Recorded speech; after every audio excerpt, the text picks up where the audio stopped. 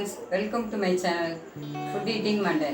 இன்னைய ரெசிபி பாசி பருப்பு நெய் உருண்டை.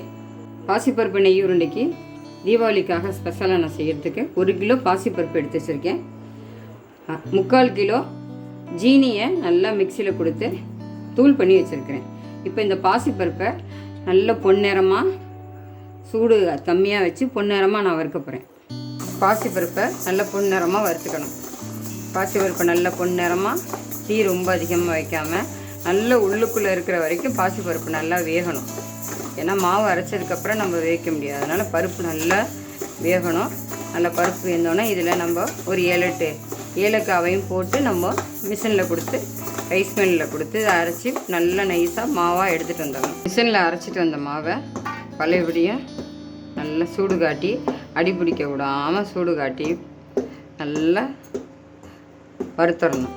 நல்லா இப்படி கை தொட்டால் சூடு இருக்கணும், அந்த அளவுக்கு இருந்தால் போகிறோம். இப்போ அந்த சூட்டோடைய ஜீனியை போட்டு கலந்துட்டு நெய் கலந்து ஜீனியும் கலந்துட்டு நெய்யை ஊற்றி உருட்டிடணும். அவ்வளோதான். பாசிப்பருப்பு மாவும் ஜீனியும் போட்டு நல்லா மிக்ஸ் பண்ணியாச்சு. வாயில் போட்டு பார்த்து இனிப்பு கரெக்டாக இருக்கா அப்படின்னு பார்த்துக்குங்க. இப்போ நெய்யை காய்ச்சி வச்சுருக்கேன். இந்த காய்ச்சி வச்சுருக்க நெய்யை இந்த மாவு சூடாக இருக்கையிலேயே போட்டு பரட்டிடணும். மாவு சூடாக இருக்கையிலேயே பரட்டி உருண்டை பிடிக்கணும்.